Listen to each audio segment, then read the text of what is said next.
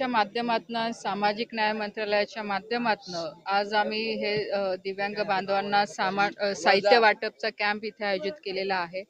आदरणीय आपले देशाचे प्रधानमंत्री आदरणीय नरेंद्रभाई मोदीजी यांचा संकल्प आहे की शेवटच्या घटकापर्यंत लाभार्थ्यांना लाभ मिळाला पाहिजे आणि म्हणून मागच्या 6 महिने आधी आमचे नेते आदरणीय गिरीश भाऊंच्या नेतृत्वाखाली पूर्ण आपण जळगाव जिल्ह्याचं प्रत्येक तालुक्यांमध्ये आपण या कॅम्पचं आयोजन केलं होतं। तिथे सगळं असेसमेंट झालं आणि त्याच्यानंतर हे सगळे लाभार्थी निवडले गेलेले आहे।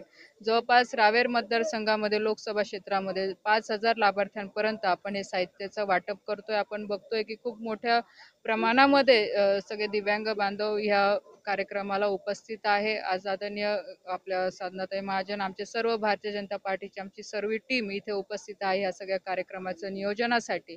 आणि मोदी साहेबांच्या ज्या सूचना आहे, जे लोकप्रतिनिधी आहे, आमदार असतील, खासदार असतील, मंत्री असतील, त्यांना एक संदेश आज आहे की आपण फक्त विकास कामं नाही तर विकास कामांच्या सोबत आपण सर्वसामान्य जनतेच्या ज्या काही योजना आहे, ज्या रोजच्या जीवनामध्ये ज्या आवश्यक गोष्टी ज्या आहे त्याही त्यांच्यापर्यंत पोहोचवल्या पाहिजे।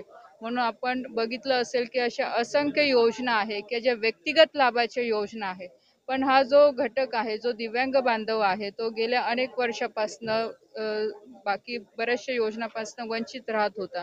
म्हणून हे ॲलेम्को कंपनीच्या माध्यमातून, म्हणजे जी केंद्र सरकारचीच कंपनी आहे की ज्या माध्यमातून हे साहित्य त्यांना सायकल आहे, हिअरिंग एड्स आहे, त्याच्यानंतर व्हीलचेअर आहे, या सगळ्या साहित्याचं वाटप होतंय की ज्या माध्यमातून त्यांना रोजच्या जीवनामध्ये ज्या काही येणाऱ्या अडचणी आहेत त्या थोड्याफार दूर होऊ शकतात आणि ते स्वतःच्या पायावर उभं राहून काही ना काही उद्योग ते आपलं करू शकतात।